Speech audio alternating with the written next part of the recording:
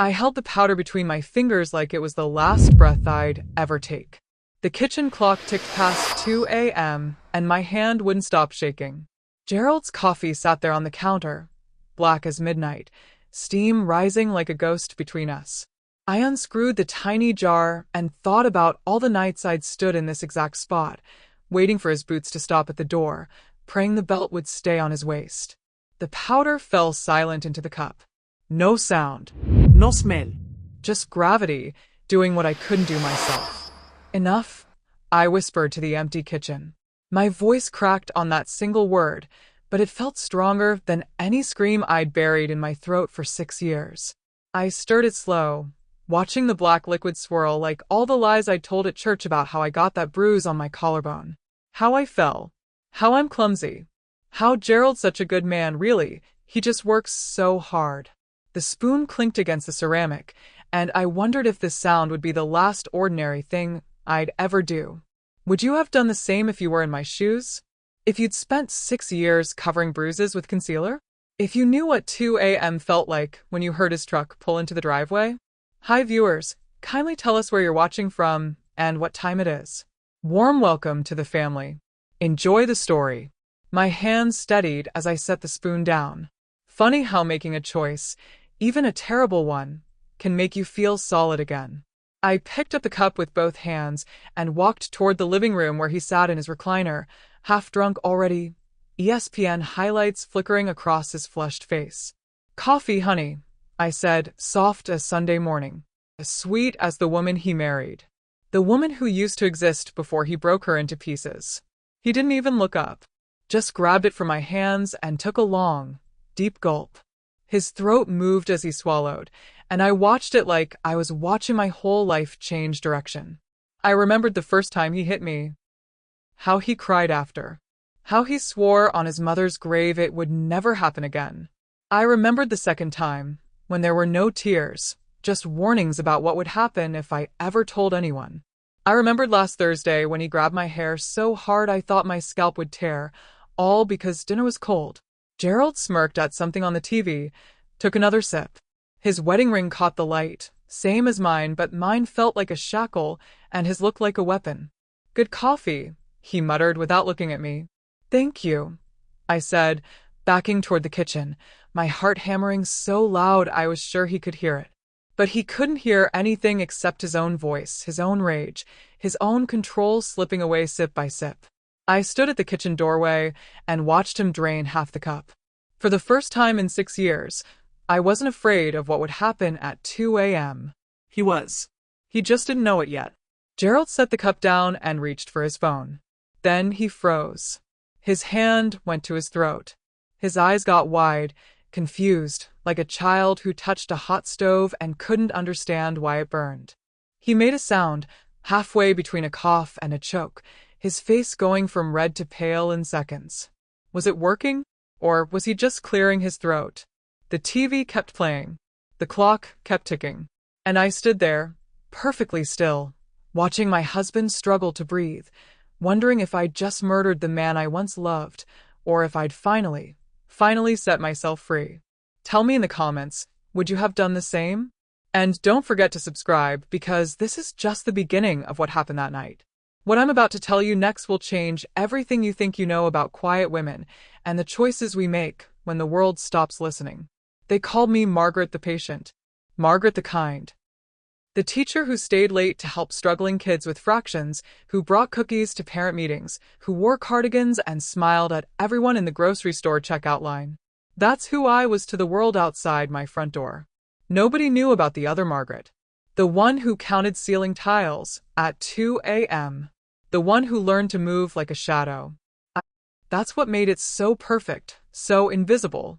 He'd wait until we were alone, until the doors were locked and the curtains were drawn. Then the man who won me a stuffed elephant would turn into someone I didn't recognize. Someone whose eyes went dead while his fists stayed alive. I stopped wearing short sleeves. Started keeping my hair down to hide the marks on my neck. Learned to flinch before he even raised his hand, because sometimes the flinching made him laugh and forget about hitting. People at school would say, "Margaret, you're so lucky to have a husband who takes care of you." And I'd smile and nod, because what else could I do? Tell them how he took care of me? Show them the finger-shaped bruises on my arms? Explain how love could rot from the inside out while still looking perfect on the surface. I used to pray every night that love could fix him, that if I was patient enough, kind enough, quiet enough, the Gerald I married would come back. I prayed so hard my knees ached. I prayed until my voice ran dry. One night, love stopped praying and started planning. The 2 a.m. pattern started in year 4. I could set a clock by it. He'd come home from the bar, keys jangling, boots heavy on the porch. I'd hear his truck door slam and my whole body would go rigid, every muscle tensing like a deer that just heard a branch snap in the woods. Some nights he'd go straight to the bedroom, fall into bed reeking of whiskey and cigarettes, and I'd lie there perfectly still, barely breathing, grateful for the reprieve. Those were the good nights. Other nights, he'd want to talk. Or what he called talking. Really, it was him standing over me, listing everything I'd done wrong that day, that week, that year. How the house wasn't clean enough. How I'd embarrassed him at his cousin's barbecue by laughing too loud. How I was gaining weight. How I was lucky anyone would put up with me at all. And then there were the nights when talk wasn't enough. I learned to read the signs. The way he'd crack his knuckles. The set of his jaw. How he'd take off his belt real slow, loop it around his hand. Not to hit me with it usually, just to remind me he could. The belt was a promise and a threat all at once.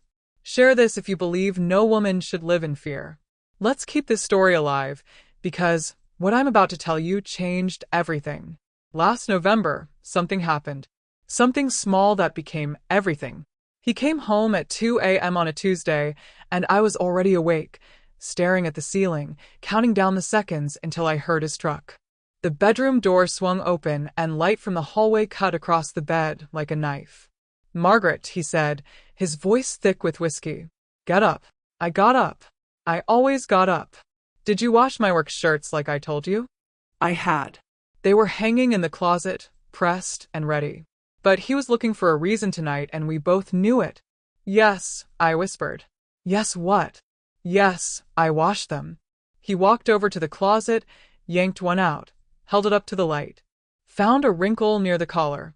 A tiny wrinkle that wouldn't matter to anyone else on earth. "You call this washed?" He threw it at my face. "You can't even do the simplest thing right." I stood there with the shirt in my hands, and something inside me went quiet. Not scared quiet. Different quiet. Like the moment right before a thunderstorm when all the birds stop singing and the air goes still. He raised his hand. I flinched like always. But this time, under the flinch, under the fear, there was something else growing. Something cold and patient and done waiting. He slapped me across the face. The sting was familiar, almost boring. I'd felt it so many times it barely registered as pain anymore. "Now go fix it," he said, and stumbled toward the bathroom. I stood there in the dark bedroom, holding my burning cheek, listening to him curse at the mirror. And I thought about my grandmother's voice from years ago when I was just a girl. She'd been talking about her garden, about how plants need balance. Too much water, they drown. Not enough, they die. Sometimes, she'd said, balance needs a nudge. I hid under the blanket as he came back to bed, his body heavy beside mine, his snoring filling the room like an accusation. My face throbbed. My ribs ached from where he'd shoved me into the dresser last week. My whole body was a map of his anger. That night, something inside me broke. Quietly like glass. November rain has a sound that makes you think about endings. It tapped against the kitchen window that morning while I made Gerald's breakfast, and I remember thinking how appropriate it was. Rain for what I was planning. Rain for what I'd already decided. I stood at the sink, washing the breakfast dishes with these teachers' hands that used to help children learn their ABCs. Hands that bandaged scraped knees and wiped away tears. Now I was staring at them like they belonged to someone else, wondering if they could do what I was planning. The house was quiet. Gerald had left for work, slamming the door. I'd had it for 6 months, ever since I started planning instead of praying. The powder inside was pale, almost white. Odorless. And I made a decision that would either free me or destroy me. Maybe both. The next morning, I stirred his coffee and fate together. 3 weeks after that first cup of coffee, Gerald started complaining about headaches. Sharp ones, he said, like someone was driving nails into his skull. He'd grip the kitchen counter and close his eyes, breathing hard through his teeth. Must be stress from work, I said, handing him aspirin with a glass of water. Caring. Concerned. The perfect wife. He took the pills and glared at me like the headache was my fault anyway. With Gerald, everything was always my fault. The weather. The traffic. His mother's phone calls. Why not his headaches, too? But I knew better. I knew exactly what was causing them. Every morning I made his coffee. Black, 2 sugars, just how he liked it. And every morning I added something extra. Just a little. Not enough to be obvious. Just enough to be effective. Patience, I'd learned, was about consistency. About small choices that add up to big changes. Week 2, his hands started trembling. He'd be reaching for his beer, and his fingers would shake so bad he'd spill it on himself. He blamed it on the cold, on getting older, on everything except the real reason. I watched him deteriorate like I was watching a science experiment. Clinical. Detached. The way he'd watch me cry and never felt a thing. By week 3, paranoia crept in. He accused me of moving his tools, of hiding his wallet, of talking about him to the neighbors. His eyes got wild, suspicious, like a cornered animal that knows something's wrong but can't figure out what. If you're still watching, type, "Justice comes quietly" in the comments. Let's see who's listening, who understands what it takes to survive. The crueler he got, the weaker he became. It was beautiful in a terrible way. For 6 years he'd held all the power, all the control. Now I watched it slip through his shaking fingers like sand. One night, about a month in, we were sitting at dinner. I'd made his favorite, pot roast with potatoes, trying to keep up appearances. He was pushing food around his plate, barely eating, his face gray and sweaty. "Something's wrong with me," he muttered. First time he'd ever admitted weakness. "Maybe you should see a doctor," I suggested, soft and gentle. Playing my part perfectly. Doctors are quacks. I'll be fine. But his voice had lost its edge. He sounded scared. Good. That night at 2 a.m., I heard him get up. Not to hurt me this time. To stumble to the bathroom and throw up. I lay in bed listening to him retch, and I felt nothing. No pity. No guilt. Just the cold satisfaction of watching karma work in slow motion. The pattern continued. Coffee in the morning. Symptoms throughout the day. His control slipping like water through a broken dam. And me, Margaret the patient, Margaret the kind, playing the concerned wife while I methodically destroyed the man who destroyed me first. Then came the moment I'd been waiting for. We were in the kitchen, arguing about something stupid, and he raised his hand like he'd done 1,000 times before. The backhand that had become as routine as brushing his teeth. But this time his hand froze midair. His whole arm trembled. His face went pale. He stumbled backward, gripping the counter, breathing hard. "I can't," he whispered, staring at his shaking hand like it had betrayed him. For the first time in years, I wasn't afraid of him. He was afraid of himself. That was the last time he ever tried to hurt me. Gerald insisted on driving that Saturday morning. Pale as a ghost, hands trembling so bad he could barely button his shirt, but stubborn as ever. The golf tournament was important, he said. His buddies were counting on him. He wasn't going to let some flu bug keep him from his tea time. I stood at the kitchen counter, coffee mug in my hand, watching him fumble with his car keys. He dropped them twice before finally getting a grip. His face was slick with sweat even though it was cool outside. "You sure you're okay to drive?" I asked, my voice flat as a frozen pond. No concern in it. Just words filling space. "I'm fine," he snapped, but there was no fire in it anymore. Just ash where the flames used to be. I sipped my coffee and said nothing. The engine started outside. I heard him back out of the driveway, tires crunching on gravel. Then silence. Just me and the empty house, and the choice I'd made weeks ago, finally playing out to its conclusion. I washed my coffee mug, dried it, put it back in the cabinet. Then I sat down at the kitchen table and waited. Not nervous. Not excited. Just waiting, the way you wait for rain after you see lightning. The phone rang an hour later. I let it ring 3 times before I picked up, practicing my surprised voice in my head. Mrs. Morrison? A man's voice. Official. Careful. This is Officer Daniels with the State Police. I'm afraid there's been an accident. Subscribe if you believe karma has its own way of balancing the scales, because what happened next showed me that sometimes the universe does its own math. Gerald had veered off Route 47, straight into a concrete barrier. Loss of control, the officer said. Possible medical episode. He died on impact. No other vehicles involved. They were very sorry for my loss. I thanked Officer Daniels. My voice sounded exactly right, shocked but holding it together, the way a good wife should sound when she learns her husband is dead. I asked the right questions, said the right things, hung up the phone with the right amount of care. Then I walked to the window and stared out at the garden my grandmother used to tend. The roses she'd planted were still there, blooming despite the November cold. Stubborn things, beautiful and thorny and impossible to kill.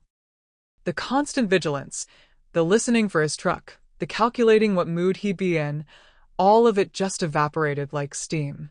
I didn't cry. Couldn't if I tried. You don't cry when a war ends.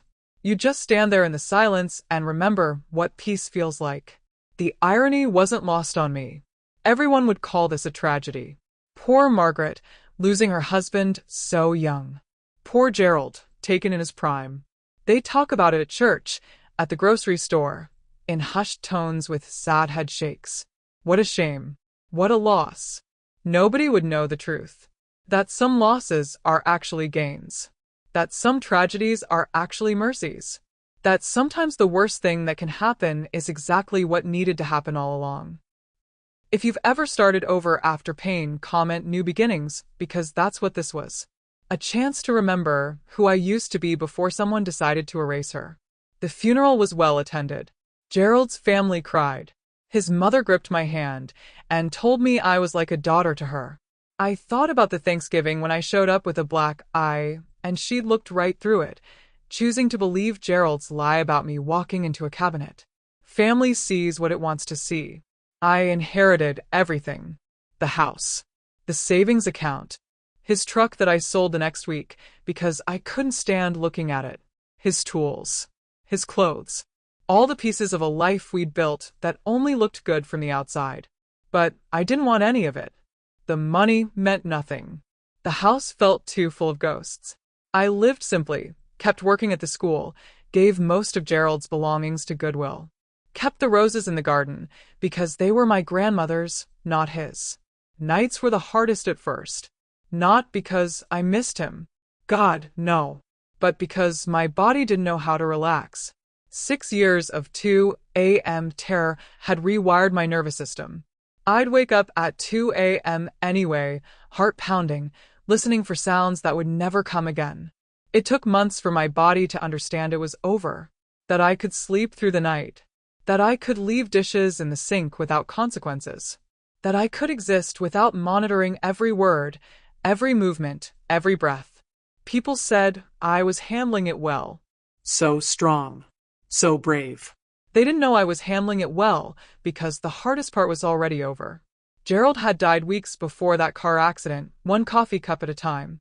6 months after the funeral, I was sorting through the hall closet when I found an old photo. Gerald and me on our wedding day, his arm around my waist, both of us grinning like we'd just won the lottery. I stared at that girl in the white dress and barely recognized her. She looked so hopeful, so naive. So certain that love was enough. I almost threw the photo away. Then I heard a knock at my front gate. And then one morning, someone knocked at my gate. Her name was Elena, and she stood at my gate like she wasn't sure if she should be there. Young, maybe 25, with kind eyes and a clipboard clutched to her chest like armor. She worked for the women's shelter across town, she said. They were looking for volunteers. Someone gave me her name, Elena explained, her voice soft but steady. Said you might understand what we do there. I invited her in for coffee. Not the coffee I used to make for Gerald. Just regular coffee, the kind that doesn't carry weight. We sat at my kitchen table, and Elena told me about the shelter. About the women who came there in the middle of the night with nothing but the clothes on their backs and fear in their eyes. About the children who'd seen things no child should see. About the long road from victim to survivor. Hit like if you believe our scars can guide someone else's healing, because that's what Elena was asking me to do. Turn my pain into purpose. My survival into someone else's map. We need people who understand, she said, stirring sugar into her coffee. People who've been there. You don't have to tell me your story if you don't want to, but I can see it in your eyes. You know what it's like. I didn't confirm or deny. Just sipped my coffee and thought about all the years I'd hidden. All the lies I'd told. All the makeup I'd used to cover truth. What would I do? I asked. Listen mostly. Be present. Share what you're comfortable sharing. Sometimes women just need to know they're not alone. That someone else survived and came out the other side. I started volunteering the next week. Tuesday and Thursday evenings, I'd sit in a small room at the shelter and talk with women whose stories echoed my own. Different details, same pain. Different men, same fear. Different houses, same prison. At first, I only listened. But slowly, carefully, I started sharing pieces of my story. Not the whole truth. Never the whole truth. But enough to let them know I understood. That their shame wasn't shame.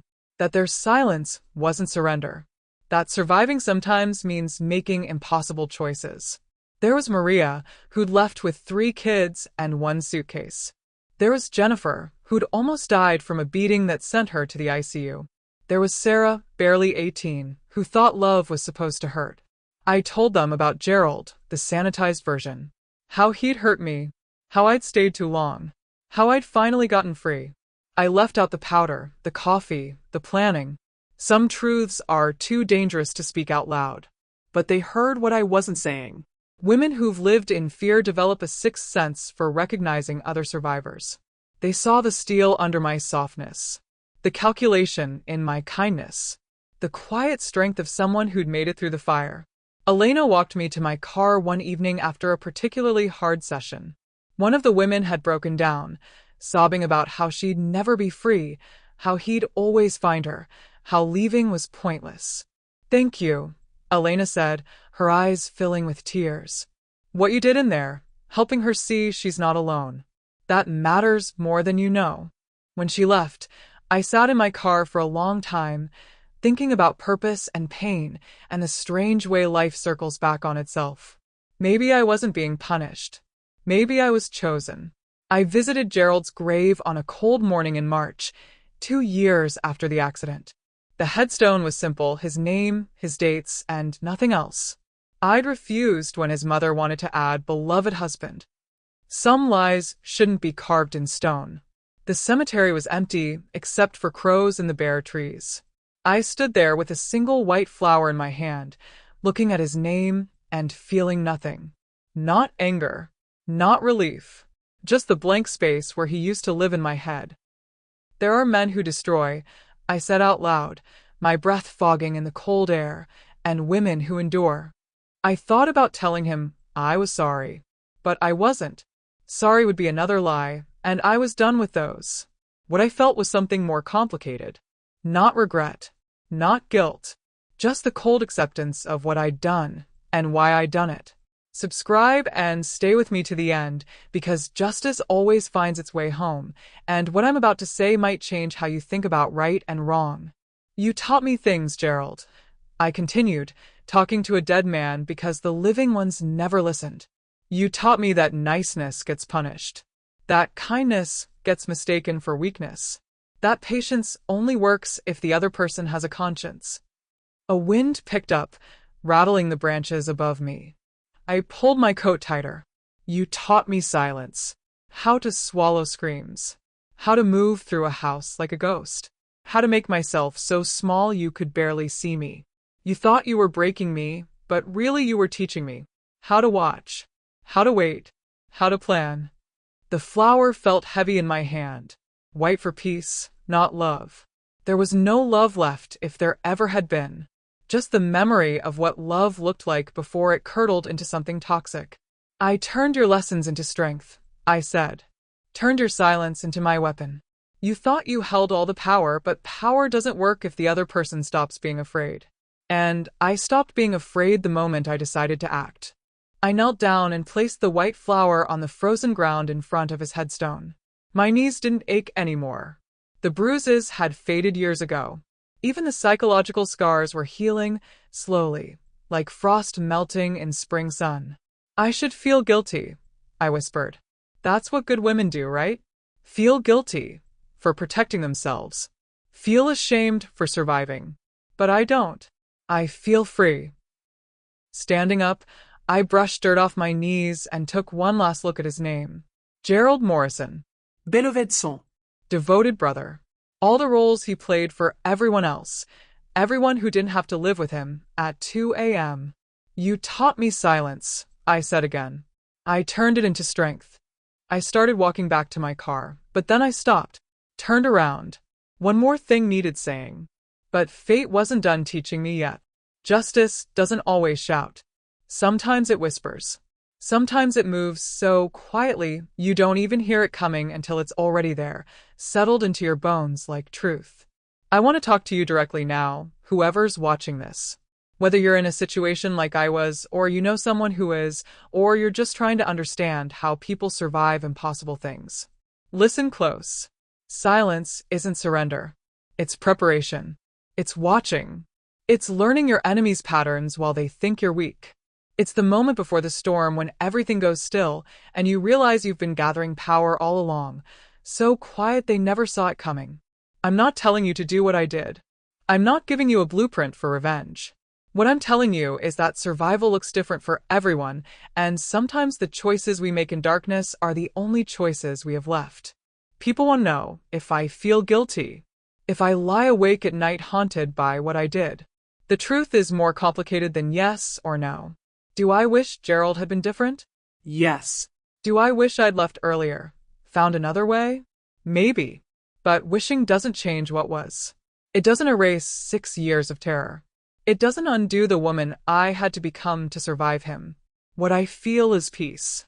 Real peace. The kind that comes from knowing you took back your power from someone who tried to steal it. The kind that comes from turning pain into purpose, from helping other women find their own strength in the silence. At the shelter, I tell women that their stories matter. That their survival matters. That the world might judge them for staying, for leaving, for whatever choices they made in impossible situations.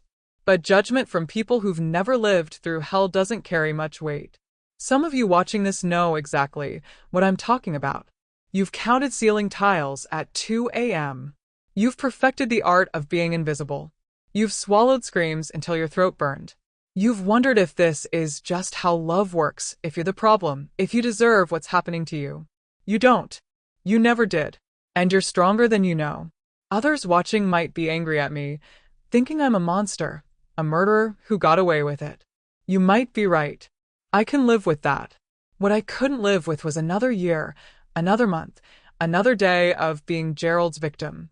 Turn on notifications so you don't miss our next story, because there are thousands of stories like mine. Women who found their way out of darkness using whatever light they could find. Subscribe and share your thoughts in the comments.